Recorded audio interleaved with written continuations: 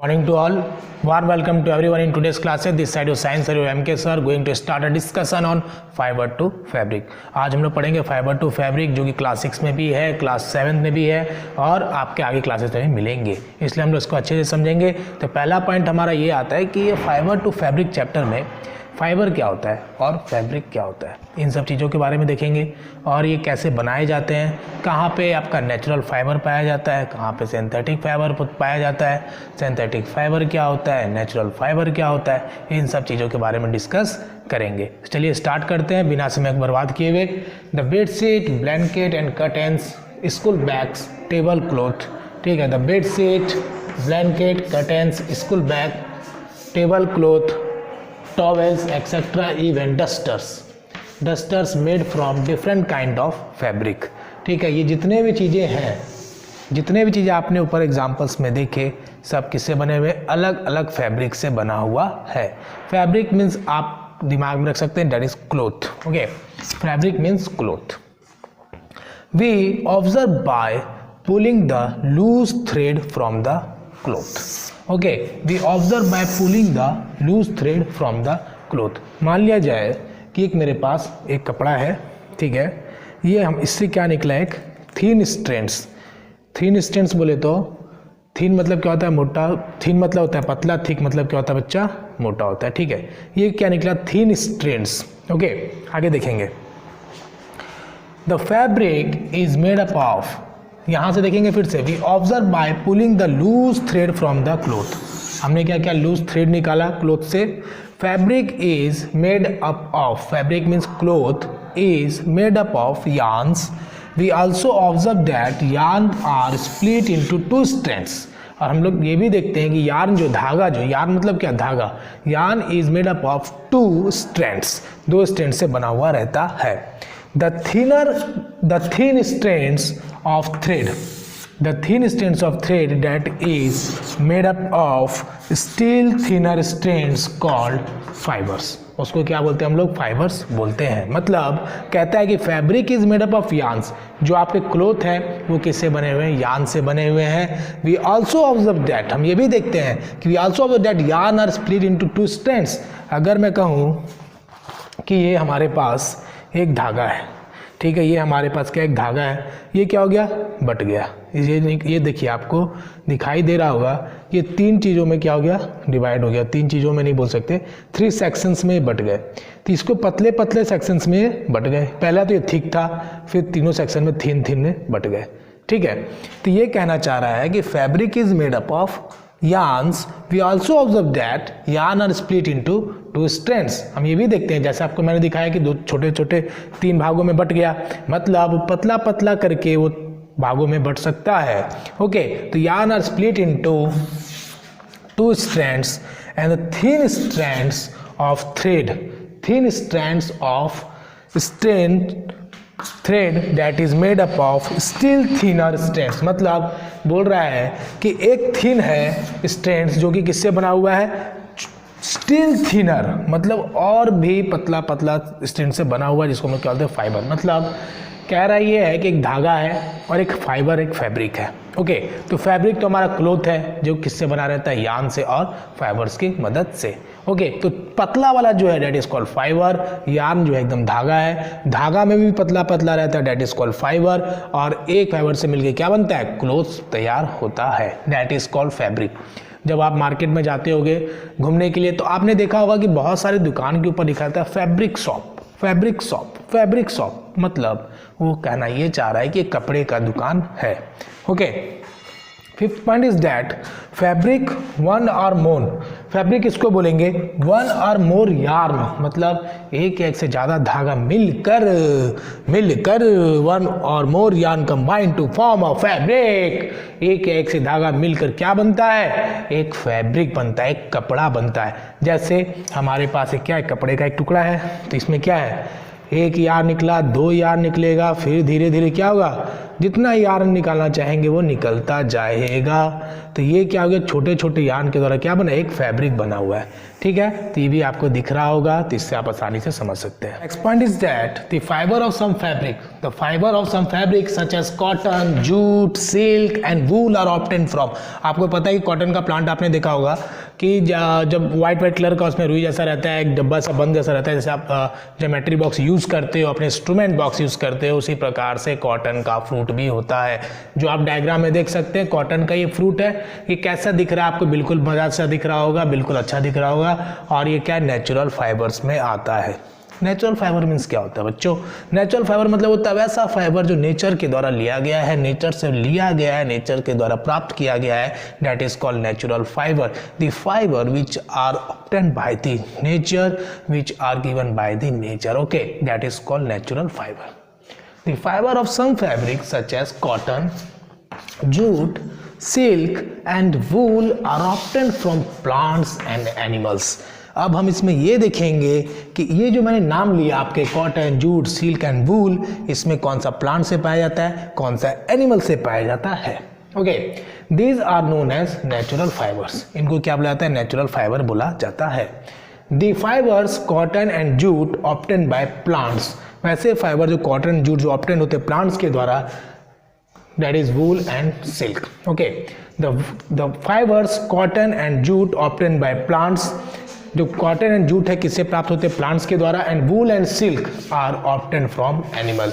आपको पता होगा, आप स्वेटर पहनते हो ठंडी में, है ना, ठंडी में जो स्वेटर पहनते हो कहाँ से आता है, that is obtain by the fleece of sheep, goat and animals etcetera. जैसे याक हो गया, याक का भी वूल आपने देखा होगा, और जो भी वैराइटीज़ ऑफ आते हैं, जो भी ऊनी कपड़े जो बनाए जाते हैं, वो एनिमल्स के द्वारा प्राप्त किया जाता है, मतलब उनके हेयर्स के यूज़ किए जाते हैं ताकि उससे अच्छे से अच्छे शॉल, अच्छे से अच्छे ब्लैंकेट को बनाया जा सके। ओके, एक पश्मीना शॉल होता है जो कि लद्दाख के तरफ पाया जाता है, एक बकरी होता है, ठीक है, पश्मीना, और उसके जो शॉल बनते हैं, पश्मीना शॉल जो बनते हैं, वो 250 घंटे में लगते हैं एक शॉल को बनाने में।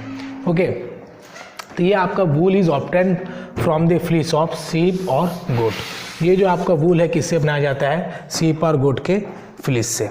ठीक है, next point is that it is also obtained from hairs of camel, जो कैमल्स के हेयर हैं उससे भी क्या किया जाता है, इसको बनाया जाता है याक के द्वारा। और जो भी एनिमल्स है, रैबिट्स भी हो सकते हैं, और भी वेराइटीज़ ऑफ एनिमल्स के जो फ्लीस ऑफ होते हैं उसको यूज़ किया जाता है, उसके हेयर्स को यूज़ किया जाता है ताकि वेराइटीज़ ऑफ स्वेटर्स और ब्लैंकेट और जो भी ठंडी के कपड़े उसको बनाया जा सके। ओके, नेक्स्ट है आपका silk fibre. Silk fibre is drawn from the cocoon of silkworm. ये तो आपने पहले ही पढ़ा होगा कि कोकोन ऑफ सिल्कवार्म से क्या किया जाता है, सिल्क फाइबर बनाया जाता है। जो सिल्क के क्लोथ है जो काफ़ी महंगे आते हैं, उसको कहाँ से प्राप्त किया जाता है, by the cocoon of silkworm. Okay, China सबसे ज़्यादा सिल्क का प्रोडक्शन करता है। ठीक है, ये भी आप याद रखेंगे। ठीक है, तो अभी हम लोग डिस्कस करेंगे दूसरे पॉइंट्स। एक बार फिर से मैं रिवाइज करा देता हूँ। इसमें जो इस पूरे पैराग्राफ में आपके जो क्वेश्चंस आते हैं, means 6 point, 7 point and 8 point and 9 point में, इसमें पूछा जाता है कि नेचुरल फाइबर्स क्या होते हैं। ओके, तो इसमें आपको मैंने एग्जाम्पल्स बताया जिसमें cotton, jute, silk and wool. Okay, ये 4 एग्जाम्पल्स को आप याद रखोगे। ये ऑब्जेक्टिव्स में पूछे जाते हैं जिसमें आपको दे दिया जाएगा और बोला जाएगा कि इसमें से कौन से फाइबर ऐसे हैं जो कि नेचुरल फाइबर हैं, तो उसमें क्या करना है, आपको टिक कर देना है। ठीक है, उसके बाद 7 नंबर में the fibres cotton and jute obtained by the plant. तो ये आपको याद रखना है, कॉटन एंड जूट है जो ऑब्टेन किया जाता है प्लांट से। ठीक है, उसके बाद आपका वूल and silk obtained by the animal. तो ये आपको याद रखना है, वूल एंड सिल्क जो है वो एनिमल्स के द्वारा प्राप्त किए जाते हैं। तो इसको क्या करना है, गोली मार देना है। किस पे मार देना है, आपके एग्जाम्पल्स पे। ठीक है, तो नेक्स्ट है आपका सीप और goat also obtained from the hairs of camels and yak. ठीक है,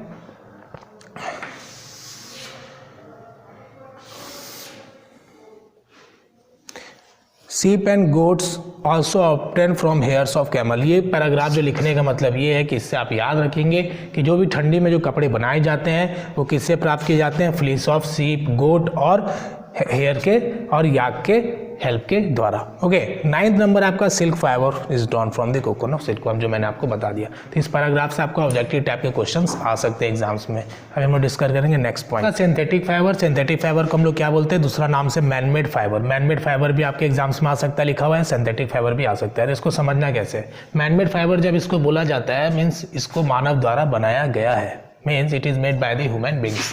ओके, तो यहाँ पे हम इसको लिख सकते हैं सिंथेटिक फाइबर और manmade fibre.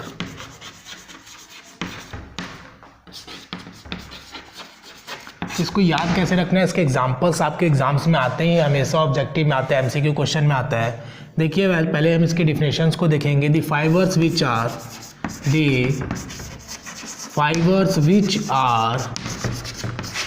Which are made by human beings, तो अपनी लैंग्वेज में लिखेंगे, इजी लैंग्वेज में, made by human beings by the help of chemical substance. Okay, by the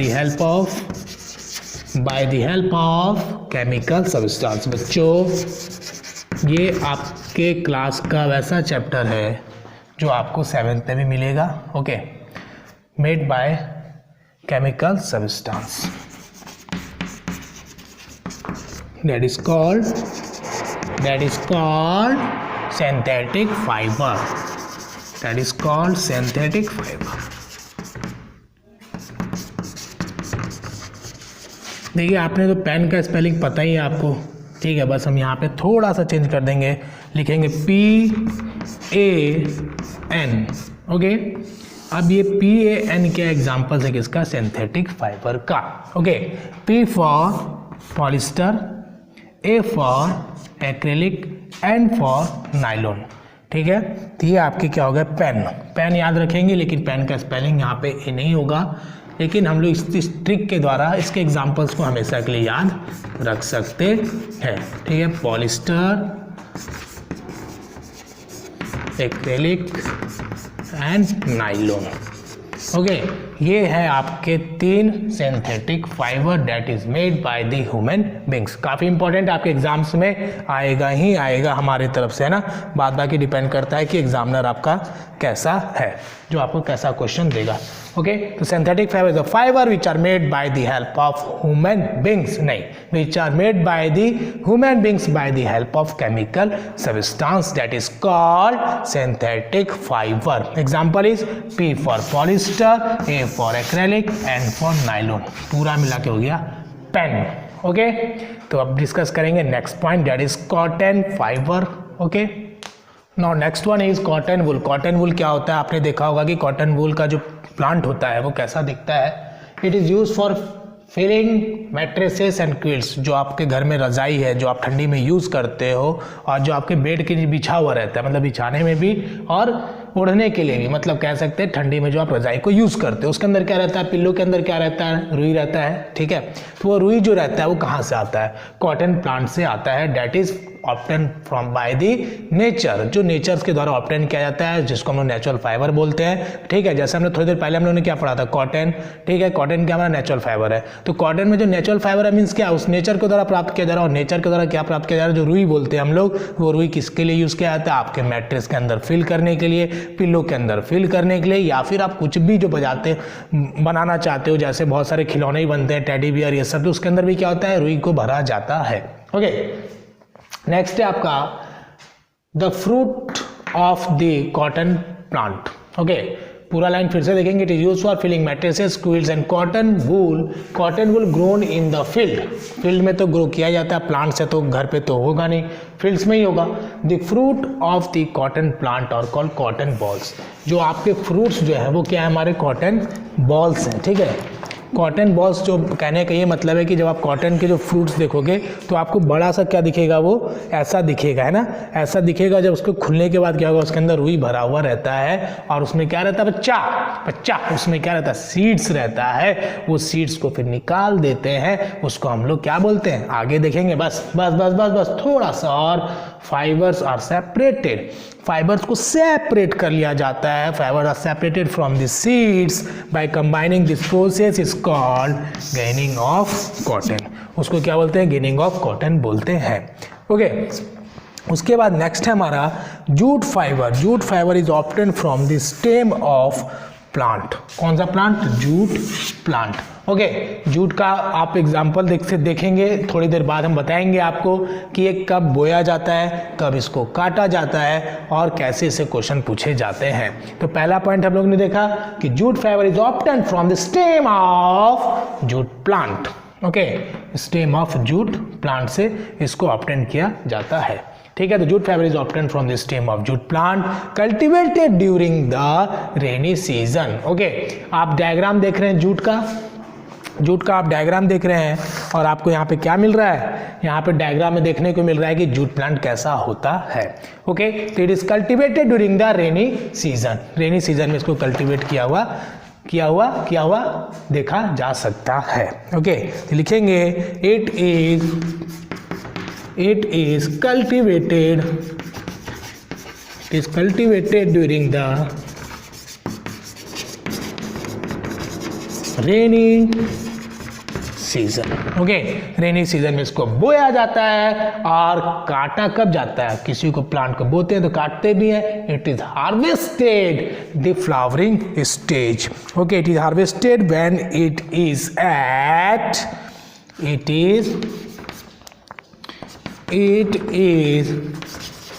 harvested when it is at flowering stage।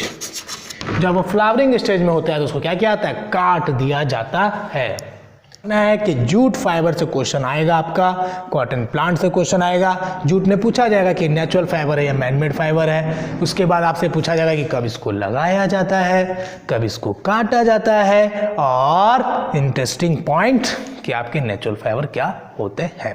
Okay, तो फिर हम लोग देखेंगे नेक्स्ट पॉइंट और चैप्टर्स को समझेंगे। नेक्स्ट पॉइंट हमारा ये था कि गिनिंग ऑफ कॉटन किसको बोलते हैं। जैसे कि जो सेपरेट किया जाता है कॉटन, जो आपके जो फ्रूट्स हैं उसमें से रुई को निकाल दिया, सीड्स को निकाल दिया, इस प्रोसेस को कहता है गिनिंग ऑफ कॉटन। ओके, तो यहाँ लिखा separated from the seeds by combining this process called ginning of cotton. Jute fibre का कंसेप्ट क्लियर हो गया। गिनिंग ऑफ कॉटन आपको यही समझना है कि आपका फ्रूट है, फ्रूट में सीड है, सीड में क्या रुई है, दोनों मिला हुआ है, बस सीड को निकाल देना, that is called ginning of cotton. Okay, चलिए नेक्स्ट पॉइंट डिस्कस करेंगे। Next point is that the process of making yarn. The process of making yarn from fiber is called spinning। ये आपके एग्जाम्स के लिए काफ़ी इंपॉर्टेंट है कि the process, वैसा कौन सा प्रोसेस है जिसको हम स्पिनिंग बोलते हैं। तो प्रोसेस ऑफ मेकिंग यार्न को बनाना, process of making yarn from fibre से जो यार्न को बनाया जाता है, that is called spinning. Okay, that is called spinning. Okay, next point is that another hand operated device. ठीक है, another hand operated device use for spinning is charkha. Okay, ये चरखा का वर्ड आप लोग को ध्यान में आते ही आज़ादी के समय की याद आ जाएगी। जब देश आज़ाद होने वाला था उस समय जो गांधी जी थे, उसी समय से क्या पॉपुलराइज्ड है हमारा चरखा। Okay, it is popularised by Mahatma Gandhi के द्वारा इसका प्रचार प्रसार हुआ। वो इसको यूज़ करते थे, किसको? चरखा को। ओके, तो another hand operated device used for spinning is चरखा। Okay, next point is that the conversion of yarn to fabric। yarn से जो फैब्रिक बनाया जाता है, कन्वर्ट किया जाता है yarn को फैब्रिक में, उसके क्या क्या तरीके हैं? 2 तरीके हैं। कितने तरीके हैं? 2 तरीके हैं। पहला है हमारा क्या? वीविंग और दूसरा हमारा नीटिंग। ओके, वीविंग में 2 का काम होगा, नीटिंग में 1 सिंगल यार्न का काम होगा। तो 2 sets of yarn together, the process of arranging, इसमें हो जाएगा हमारा क्या? The process of arranging 2 sets of yarn together, 2 sets of yarn together, 2 धागा मिलके 2 sets of yarn together to make a कपड़ा, to make a fabric, to make a fabric। Okay, to make a fabric is called, उसको क्या बोलेंगे बच्चा? उसको बोलेंगे हम लोग वीविंग। उसको क्या बोलेंगे? वीविंग। ओके, अगर हम बात करें कि नीटिंग क्या होता है, व्हाट इज नीटिंग? ओके, तो इसमें बात करें सिंगल यार्न की बात करें, सिंगल धागे की बात करेंगे। A single yarn is used to make a fabric is called knitting. Okay, तो इसको हम लोग लिखेंगे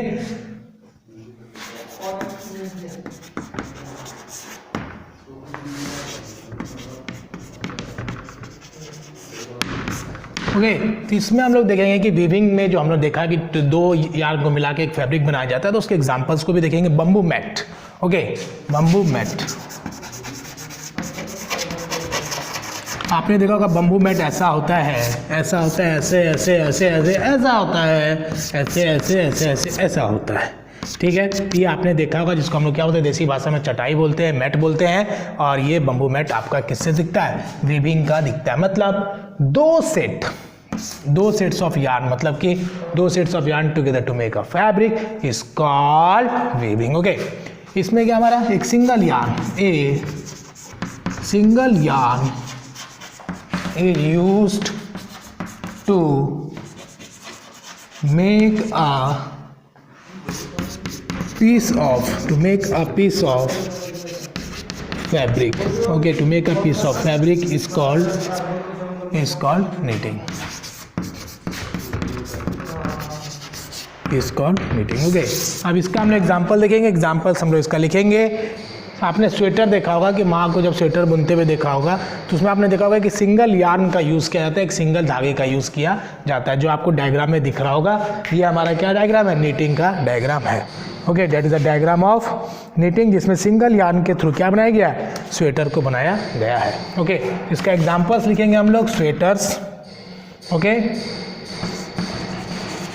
स्वेटर्स, उसके बाद लिखेंगे सॉक्स, ठीक है। तो ये स्वेटर और सॉक्स जो है आपका किसका एग्जाम्पल हो जाएगा?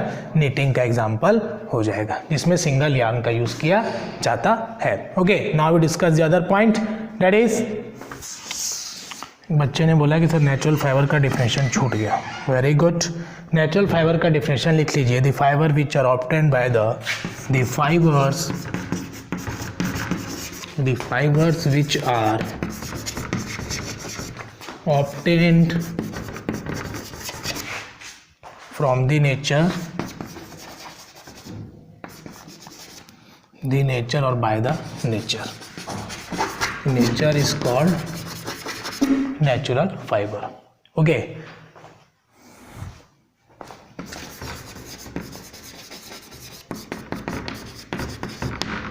ये आपका हो गया डिफिनेशन। एग्जांपल से मैंने आपको बताया था जूट, आप एग्जांपल में लिख लीजिए जूट, ओके, कॉटन और वूल आपको मैंने बताया था जूट, कॉटन, वूल जो आपका एग्जांपल है वो किसका एग्जांपल है? नेचुरल फाइबर का।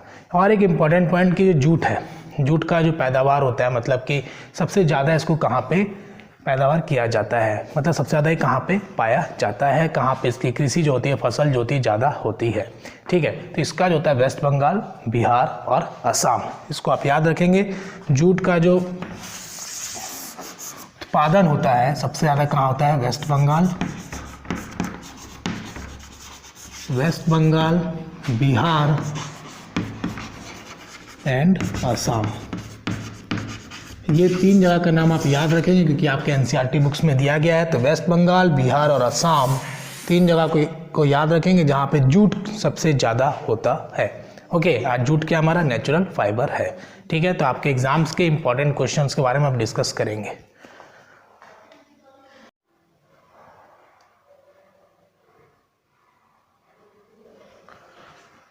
Now students, we discuss the next topic that is very important for the examination. Class 7 के लिए काफ़ी इंपॉर्टेंट है। क्लास 6 के बच्चों को यह नहीं पूछा जाएगा, बट क्लास 7 में ये आता है। ओके, बट क्लास 6 से रिलेटेड चैप्टर्स है, तो आप इसको नॉलेज के लिए देख सकते हैं।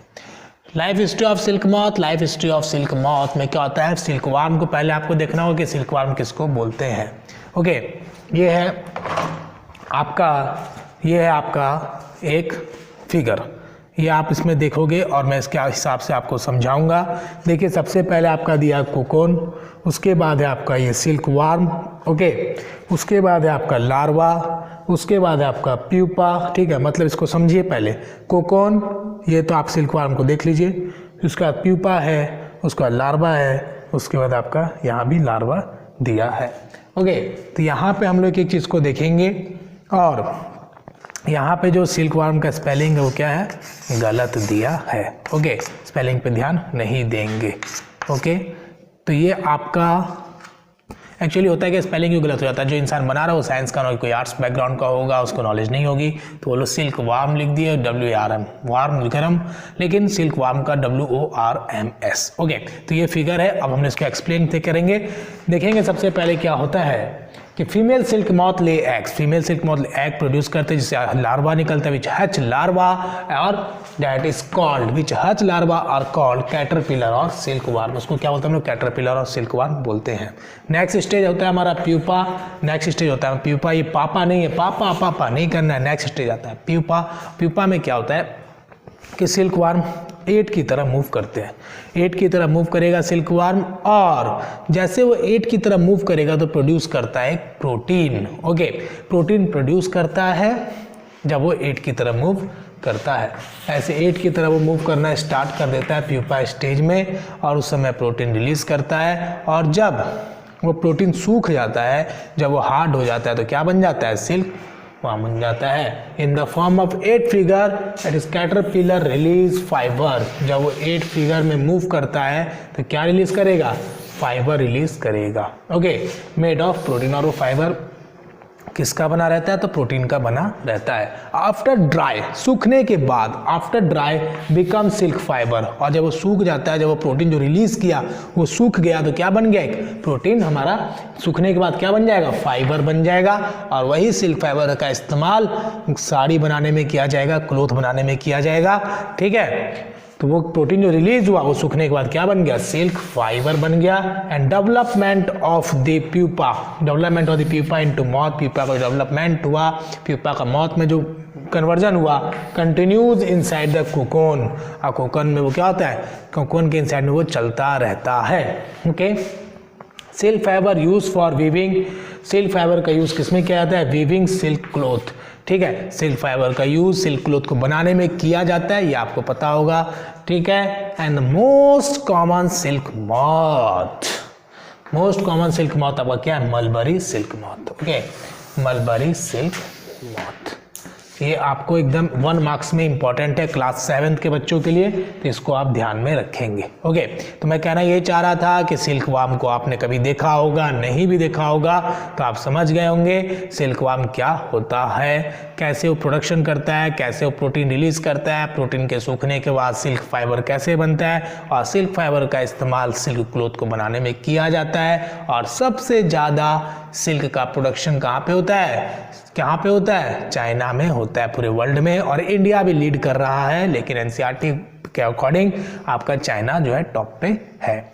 ओके, और दूसरा पॉइंट जो कि कहना चाह रहा था मैं कि सिल्क के जो रियरिंग ऑफ सिल्क वार्म, मतलब जो सिल्क वार्म को पालता है उसके यूजेस कर, मतलब कि सिल्क वार्म को पालने के बाद जो उसके प्रोटीन के द्वारा जो भी कह सकते हैं कि उसका जो यूज़ है, जो कल्चर है, उसको देख रेख करके उसके द्वारा जो प्रोटीन रिलीज हुआ, उसके द्वारा जो सिल्क फाइबर बनाया गया, इस पूरे प्रोसेस को बोलते हैं rearing of silk warm is called sericulture. Okay, तो यहाँ लिखेंगे हम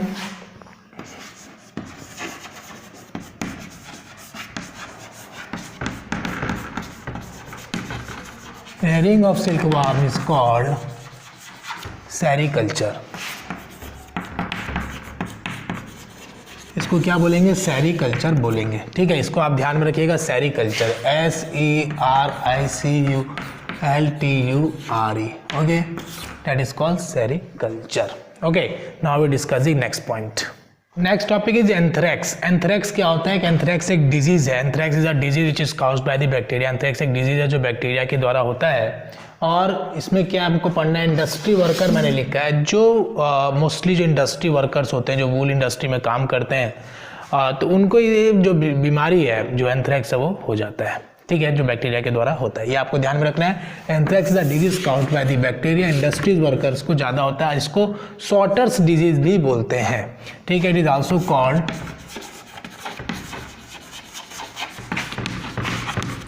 called sorters disease. Okay, sorters disease के नाम से भी ये जाना जाता है। ठीक है, नेक्स्ट पॉइंट हमारा the processing of fibre into wool. The processing of fibre into wool, मतलब कि फाइबर तो हम लोग ने पढ़ लिया कैसे कैसे निकाला जाता है, जूट से, कॉटन से, और फिर एनिमल्स के द्वारा। ठीक है, जैसे हमने पढ़ा था पश्मीना शॉल के बारे में, पश्मीना गोट होता है जो लद्दाख, जम्मू कश्मीर इधर एरिया में पाए जाते हैं। तो पश्मीना शॉल को, एक पश्मीना शॉल को बनाने में 250 घंटे लगते हैं, 250 घंटे, और वो 8 स्वेटर के गर्मी के बराबर एक पश्मीना शॉल होता है। ओके, तो मैं ये कह रहा था processing of fibre into wool can be represented as, कैसे हम लोग उसको देखेंगे, कैसे उसका जो प्रोसेसिंग है, मतलब पहले रिमूव किया गया हेयर्स को एनिमल्स के बॉडी से, ओके, उसके बाद उसके क्या किया गया, तो वो हम अपने फिगर्स के द्वारा देख सकते हैं। डायग्राम जो आपके बोर्ड में दिख रहा है उसके द्वारा आप समझ सकते हैं। ओके, तो डायग्राम आपको दिख रहा है, उसमें आपके हर एक प्रोसेसिंग को दिखाया गया है, जिसमें दिया है शेयरिंग अ स्लिप, ए में शेयरिंग अ शेप, बी में स्कोरिंग इन टैंक्स, सी में है scoring by machine and D में है रोलिंग इनटू यार्न। ओके, तो ये फिगर्स के द्वारा आप आसानी से समझ सकते हैं। ठीक है, तो पहला मैंने लिखा है शेयरिंग। इसका मतलब क्या होता है? देखिए, जैसे हमारे जो हेयर्स हैं वो बढ़ जाते हैं तो हम लोग क्या करते हैं, बार्बर्स के पास जाते हैं और हेयर्स को रिमूव करा लेते हैं। उसी प्रकार से बच्चा, उसी प्रकार से क्या होता है, उसी प्रकार से जो एनिमल्स के जो हेयर हैं वो रिमूव कर लिया जाता है उनके बॉडी से और इसको यूज कर लिया जाता है। लेकिन एक बात का ध्यान रखा जाता है कि जब ठंडी आती है तो उस समय हेयर्स को रिमूव नहीं किया जाता है, नहीं तो वो मर जाएगा। तो हमेशा अगले फिर उसका, ठीक है, मतलब समझ गए होंगे आप कि जो भी इसके हेयर्स निकाले जाते हैं वो गर्मी के टाइम पे निकाला जाता है, ताकि जो गर्मी के समय निकाल दिया जाता है ताकि ठंडी आते आते उसके बॉडी में फिर से हेयर आसानी से निकल आए, है ना। तो समर के टाइम पे निकाल दिया जाता है, विंटर के टाइम पे नहीं निकालते हैं ताकि उसका लाइफ बचा रहेगा, तो हम उसके बार बार बॉडी हेयर्स को यूज कर पाएंगे, है ना। तो शेयरिंग मतलब हो गया removal of hair from the body of animals. Okay, उसके बाद आपका स्कोरिंग में क्या होता है, जैसे उसको निकाल लिया गया, रिमूव कर लिया गया, उसके बाद उसको धोया जाता है, मतलब बड़े बड़े टैंक्स में ले जाके उसको वॉश किया जाता है। जो भी इसमें डस्ट हैं, ग्रीस हैं, जो भी एक तरह से बोल सकते हैं पॉल्यूटेंट्स पार्टिकल्स जो हैं, जितनी गंदगी है उसके स्किन में वो क्या होते हैं, फिर धीरे धीरे साफ कर दिया जाता है। थिन स्किन से लेयर से ही निकाला जाता है, ऐसे एक एक करके हेयर्स को नहीं निकाला जाता है। जो उसके थिन स्किन होते हैं उसी को क्या किया जाता है, ऊपर से निकाल लिया जाता है, ताकि ये भी इस बात का ध्यान रखा जाता है कि उसको नुकसान ना हो, इसलिए बहुत अच्छे तरीके से उसके स्किन को धीरे, पतला सा स्किन होता है उसको रिमूव कर दिया जाता है। ठीक है, तो एक पूरा लेयर से क्या होता है, उसके हेयर्स जो बॉडी से रिमूव हो जाते हैं। ओके, उसके बाद उसको क्या किया जाता है, बड़े बड़े टैंक्स में ले जाके उसको क्या किया जाता है, धो दिया जाता है, उसको बिल्कुल साफ कर दिया जाता है। अब तो साफ हो गया। अब जैसे कपड़ा साफ हो जाता है तो उसको क्या करते हैं, धूप में सुखाते हैं। तो यहाँ पे क्या है, जब ये साफ हो गया तो हम इसको क्या करेंगे, फैक्ट्री में भेज देंगे। ठीक है, जहाँ पे इसका आगे प्रोसेस किया जाएगा, मतलब वूल बनाने के काम में अब स्टार्ट कर देना है। किसको, फैक्ट्री वालों को।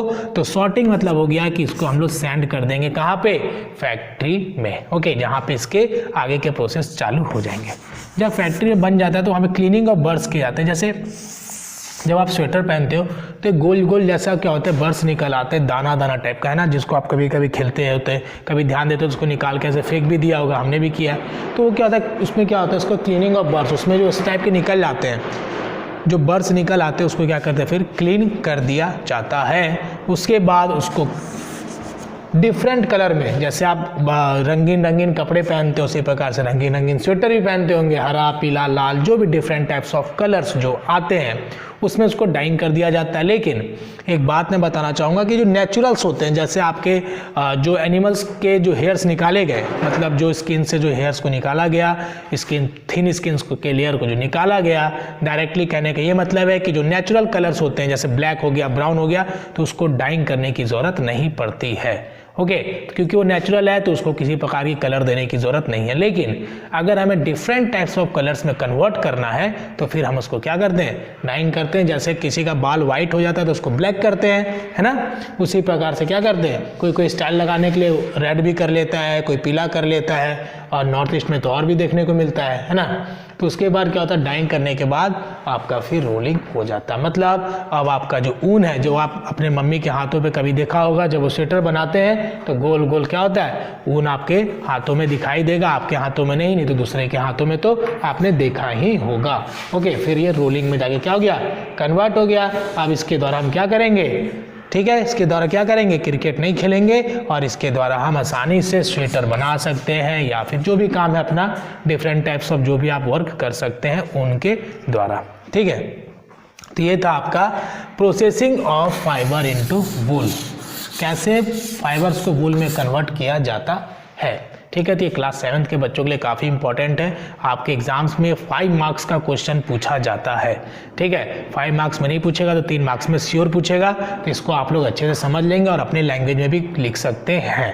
अगर आप लिख सकते हैं तो पक्का लिखिए, कोई बात नहीं है। ठीक है, तो इसका मतलब आपको समझ में आ गया होगा। फिर से एक बार बता देता हूँ। शेयरिंग मतलब रिमूवल ऑफ स्किन, एक सेंटेंस में रिमूवल ऑफ स्किन। स्कोरिंग मतलब क्या होता है, धोना, क्लीनिंग ऑफ स्किन बोल सकते हैं, क्लीनिंग ऑफ हेयर्स स्किन बोल सकते हैं, क्लीनिंग ऑफ हेयर स्किन के बाद सॉर्टिंग, सेंड कर दिया जाता है फैक्ट्री में। When the washed skin is send, when the wash is completed, जब वास्ट कंप्लीट हो जाता है then it send to the factory, that is called sorting in science. Okay, sorting बोला जाता है इसको। उसके बाद क्लीनिंग ऑफ बर्स, जब वो साफ हो गया, जब फैक्ट्रीज में सब काम चालू हो गए, उसके बाद उसके बर्स को साफ कर दिया जाता है। उसके बाद उसको डिफरेंट कलर में क्या किया जाता है, कन्वर्ट कर दिया जाता है। उसके बाद रोल के फॉर्म में उसको ला दिया जाता है। उसके बाद स्वेटर बनाना है बना लो, कोई दिक्कत नहीं। उसके बाद जो भी काम करना आसानी से हो जाता है। That is the conversion of fibre into wool. Okay, अब हम बात करेंगे इंपॉर्टेंट क्वेश्चन की जो आपके एग्जाम्स में आने के चांसेस है। Define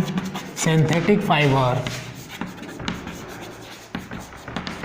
define synthetic fiber and natural, define synthetic fiber and natural fiber with examples. Okay, that is the most important question of this chapter. Question number 2 is MCQ based on natural fiber example and synthetic fiber example. इसके जो example उसके basis पे आपके जो MCQ question है वो आएंगे। Okay, question number 2 is conversion of fibres into wool. ठीक है, ये आपके एग्जाम्स में क्वेश्चन नंबर 2 इंपॉर्टेंट है। क्वेश्चन नंबर 3 आपके एग्जाम्स में आ सकता है। ये श्योरिटी वाली बात नहीं है, लेकिन जो इंपॉर्टेंट है उसकी बात हो रही है। ठीक है, conversion of fibres into wool is a second question. And rearing of silkworm, rearing of silkworm को क्या बोलते हैं, हम लोग पढ़े थे सेरीकल्चर। ओके, क्या बोले थे, सेरीकल्चर। मैंने इसका आंसर भी यहाँ पे लिख दिया ताकि आपको परेशानी ना हो। ओके, सेरीकल्चर बोलते हैं। उसके बाद देखेंगे क्वेश्चन नंबर 4। क्वेश्चन नंबर 4 में आपका जूट के बारे में, जूट के बारे में पॉइंट्स आते हैं। कहाँ पे ये ज़्यादा होता है, तो वेस्ट बंगाल मैंने बताया था, वेस्ट बंगाल, बिहार एंड आसाम।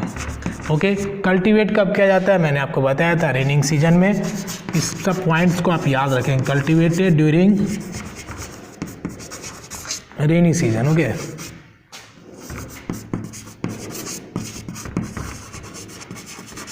ये आपका क्वेश्चंस एग्जाम से पूछा जा सकता है। That is question number 4। उसके बाद जूट हो गया। उसका weaving and knitting is the most important question for the class 6। Okay, next question था आपका question number 5, that is weaving and knitting. Weaving and knitting is the very important question for the class 6। तो अब हम बात करेंगे class 6 के लिए कौन कौन से इंपॉर्टेंट क्वेश्चन है। क्लास 6 के लिए question number 5 is most important, question number 4 is most important and question number 3 भी आप पढ़ लो, है ना, ये भी आपके एग्जाम्स में पूछ सकता है। But question number 2 is the important for the class 7। Okay, ये इंपॉर्टेंट है क्लास 7 के लिए और ये इंपॉर्टेंट है दोनों क्लासेस के लिए, क्लास 6 और क्लास 7 दोनों के लिए। ठीक है, तो आप लोग इस क्वेश्चन को पढ़ लेंगे और कोई भी परेशानी होगी, कोई भी क्वेश्चन आपको पूछना है तो आप कमेंट बॉक्स में पूछिए और कोई भी प्रॉब्लम है तो मैसेज कर लीजिए और अच्छे से पढ़िए। कोई डाउट्स है तो क्लियर कर लीजिए, अच्छा होगा। और किसी प्रकार की कोई परेशानी ना हो, अपना ध्यान रखें, अपने माँ बाप का बात मानिए, परेशान मत करिए और अच्छे से रहिए। Take care, bye.